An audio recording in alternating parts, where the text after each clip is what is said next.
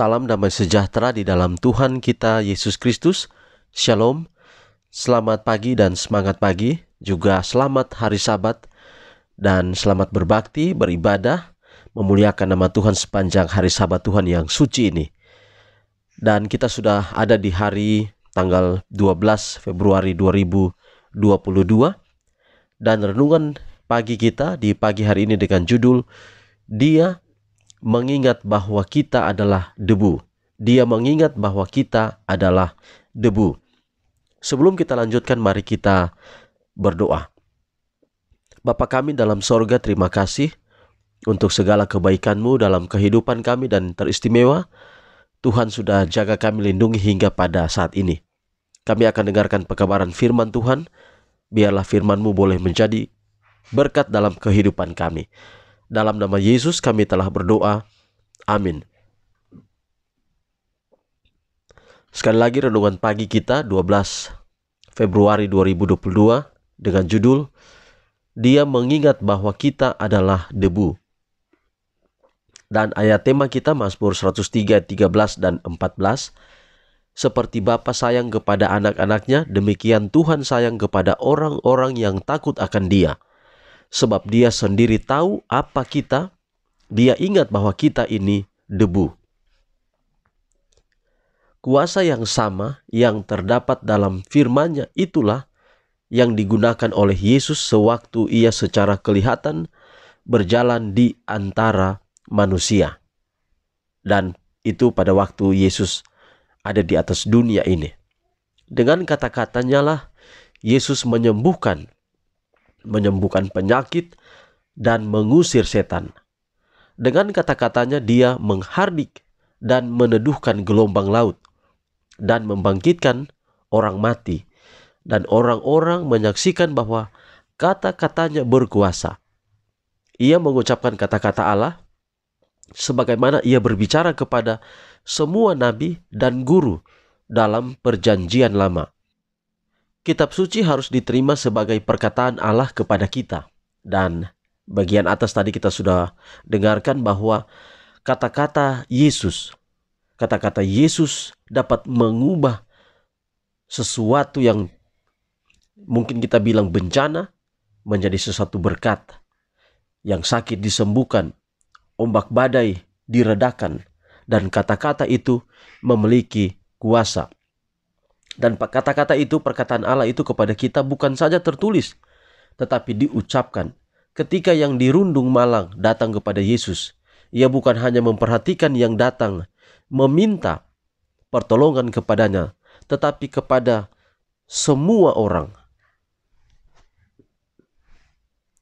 Kepada semua orang yang menderita, yang malang, ketika datang kepada Yesus, meminta pertolongan kepadanya, dan kepada semua orang di segala zaman yang akan datang kepadanya dengan keperluan yang sama dan dengan iman yang sama.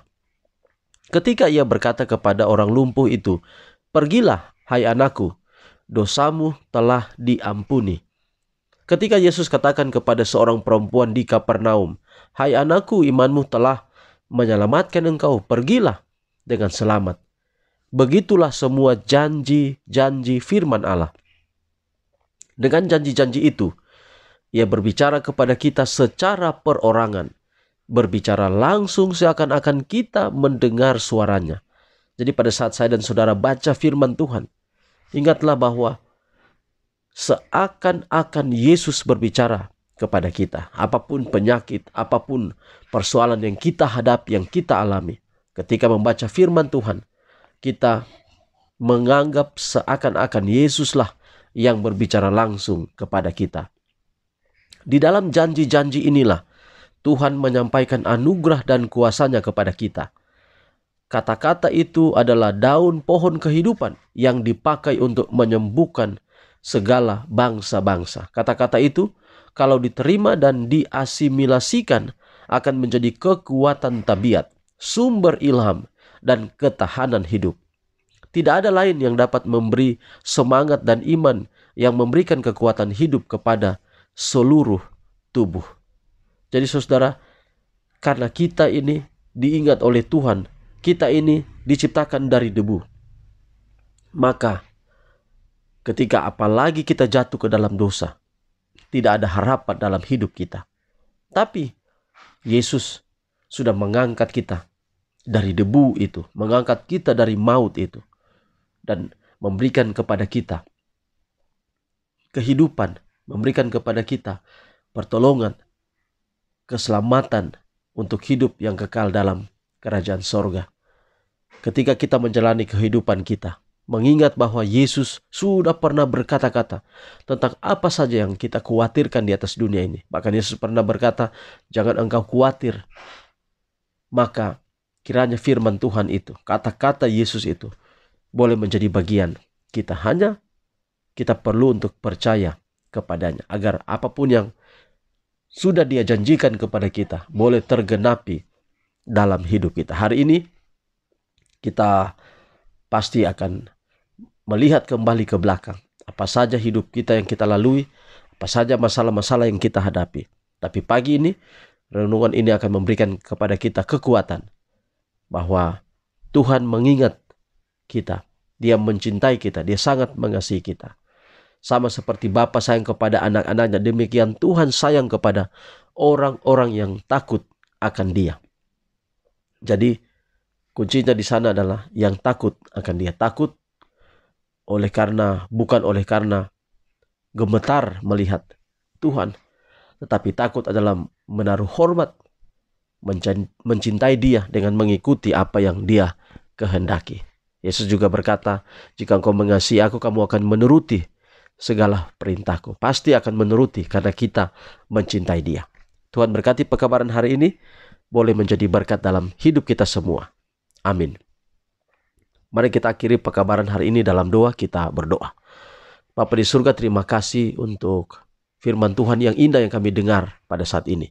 Kiranya dapat menjadi berkat dalam kehidupan kami dan dapat menuntun kami untuk tetap setia kepada Tuhan. Berkati setiap pendengar renungan pagi di mana saja berada.